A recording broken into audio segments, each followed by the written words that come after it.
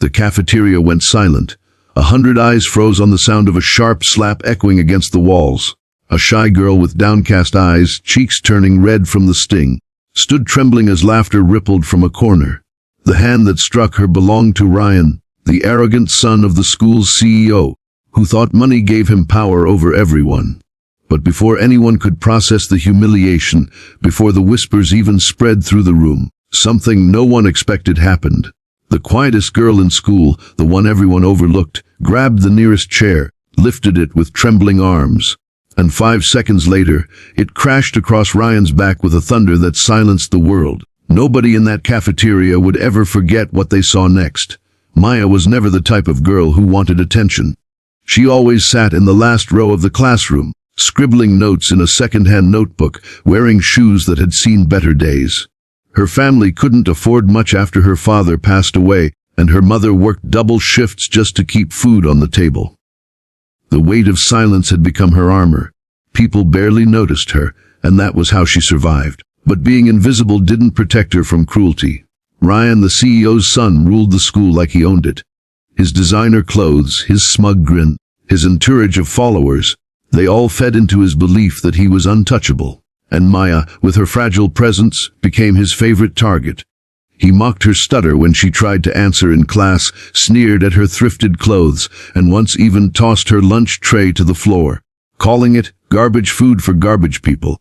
She never fought back. She never spoke up. She just cleaned up her mess, head bowed, tears hidden behind her hair. But silence doesn't mean weakness. Inside, Maya carried storms no one dared to see. Nights spent crying into a pillow. Days spent pushing through the shame of being laughed at, and dreams where she stood tall, defending herself. They had been boiling, waiting for the moment to break. The breaking point came on that fateful day in the cafeteria. Ryan's friends cornered her first, blocking her path as she tried to walk to an empty table. They made jokes about her shoes, about her clothes, about how someone like her didn't belong in a school where kids of CEOs, doctors, and lawyers studied. Ryan stepped forward, smirking as if he were performing for an audience, and then, in front of everyone, he slapped her across the face. The room gasped, but no one moved. Teachers weren't there, and his friends only laughed. For a split second, Maya's body froze in shock, her face burning with shame. She heard the echo of every insult, every cruel whisper that had haunted her. But then, something shifted. Her breath steadied, her hands curled into fists. She wasn't going to cry this time. She wasn't going to hide. When her fingers brushed against the cold metal of the chair behind her, she felt strength rush into her veins. She lifted it, surprising even herself, and with a burst of courage, she slammed it down across Ryan's back. The sound was thunderous. The cafeteria fell silent. Ryan stumbled forward, his arrogance shattered in an instant. Everyone stared. The shy girl nobody defended, the one they all ignored, had just done what no one dared. Maya stood, trembling but unbroken, her chest rising and falling with the weight of years of silence finally released. And that moment changed everything. The aftermath was chaos. Ryan groaned, clutching his back, his friends shouting in disbelief. Some students cheered quietly under their breath, others filmed on their phones. Maya, still trembling, dropped the chair and tried to steady her breath. Fear crept in. What had she done? Would she be expelled? Would her mother be called?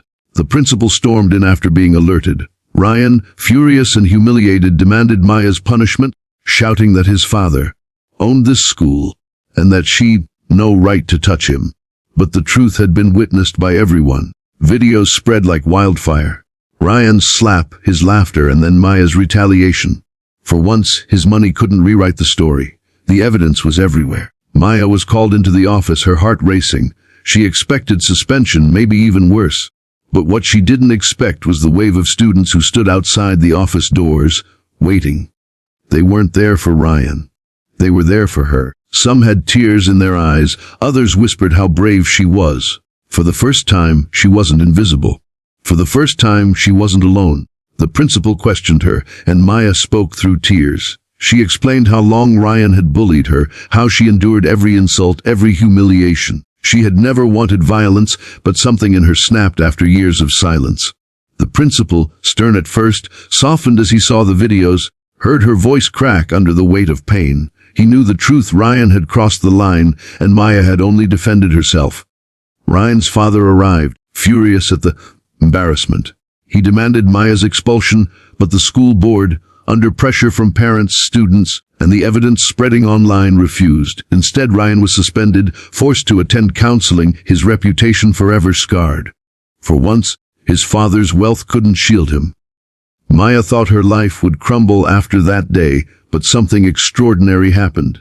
Students who had once ignored her began sitting with her at lunch, teachers praised her courage quietly, and one girl who had also been bullied by Ryan before, hugged Maya and whispered, "You gave me the strength I never had."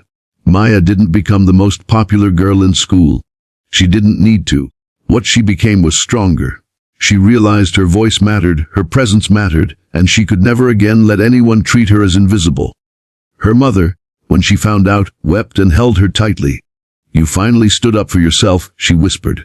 "Your father would be so proud." And so, the shy girl who once lived in silence walked into school the next day with her head held higher than ever before. She wasn't defined by poverty, by bullying, or by Ryan's slap. She was defined by the moment she found her courage, the moment she proved that even the quietest soul can roar when pushed too far. The story reminds us that silence doesn't equal weakness, and kindness doesn't mean allowing abuse.